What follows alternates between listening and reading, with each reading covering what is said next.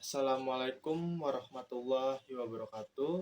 Perkenalkan, kami dari kelompok 5 yang terdiri dari saya Muhammad Adi Fajrian sebagai moderator, Meisya Salsabila sebagai notulen, ada Aulia dan Jani Apohman Saragi. Nah, kami akan memaparkan tentang teori produksi, yaitu mengambil keputusan ekonomi marginal. Nah, saya akan memaparkan tentang produksi yang terdiri dari input, proses, dan output. Proses transformasi input menjadi output, input sendiri pada dasarnya ialah dapat kita artikan sebagai proses suatu sumber daya atau bahan yang akan diproses dalam suatu kegiatan usaha. Proses sendiri pada dasarnya dapat kita artikan sebagai suatu tahapan yang harus dilalui untuk mencapai tujuan tertentu. Nah, output sendiri pada dasarnya dapat kita artikan sebagai suatu hasil dari proses yang telah dilaksanakan. Nah, teori produksi apa itu? Hubungan antara tingkat produksi suatu barang dengan jumlah tenaga kerja yang digunakan untuk menghasilkan berbagai tingkat produksi suatu barang. Nah, teori produksi mempunyai prinsip ilmiah dalam melakukan produksi yang meliputi yang pertama, bagaimana memilih kombinasi penggunaan input untuk menghasilkan output dengan produktivitas dan efisien yang sangat tinggi. Yang kedua, bagaimana menentukan tingkat output yang optimal untuk tingkat penggunaan input yang tertentu. Nah, selanjutnya akan dibacakan oleh Jani Apohman Saragi. Baik, saya akan menjelaskan tentang fungsi produksi. Sebuah yang menghubungkan input dan output. Fungsi produksi dalam teori ekonomi, seorang produsen atau pengusaha harus memutuskan satu, beberapa output yang harus diproduksikan, dua, beberapa dan dalam kombinasi bagaimana faktor-faktor produksi input dipergunakan. Fungsi produksi. Fungsi produksi dapat dirumuskan sebagai berikut: Q quantity, F fungsi, K kapital, Q sama dengan F dalam kurung KLRT, L sama dengan labor, R resource, T teknologi.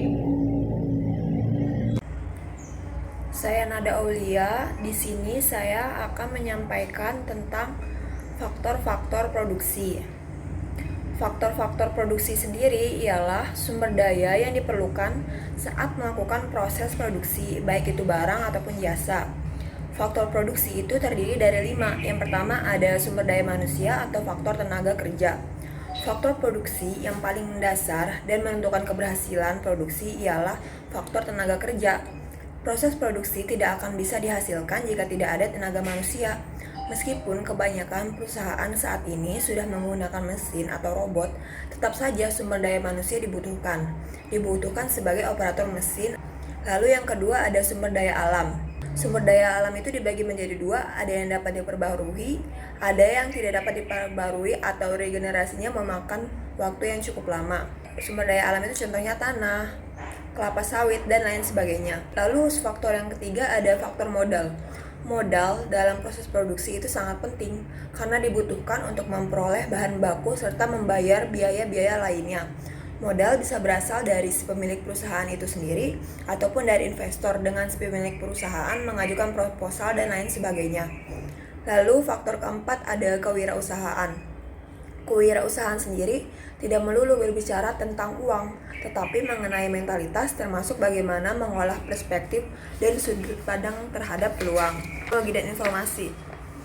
Dalam segi kelancaran urusan internal, faktor serta proses produksi banyak yang terintegrasi langsung dengan teknologi. Alasan kenapa harus menguasai teknologi informasi dalam proses produksi ialah akan memudahkan proses produksi, menghemat biaya, waktu, serta tenaga kerja. Lalu slide selanjutnya ada law of diminishing. Law of diminishing ini penyebabnya karena adanya penggunaan faktor produksi yang bersifat tetap alias tidak bertambah, sementara faktor produksi lainnya ditambah.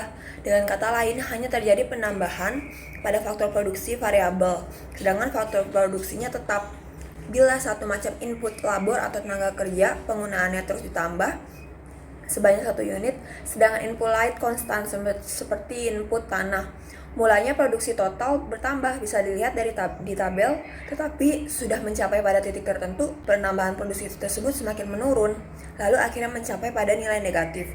Ada 3 tahap dalam Law of Diminishing Return, yaitu tahap pertama, produksi total mengalami pertambahan atau pertumbuhan yang cepat.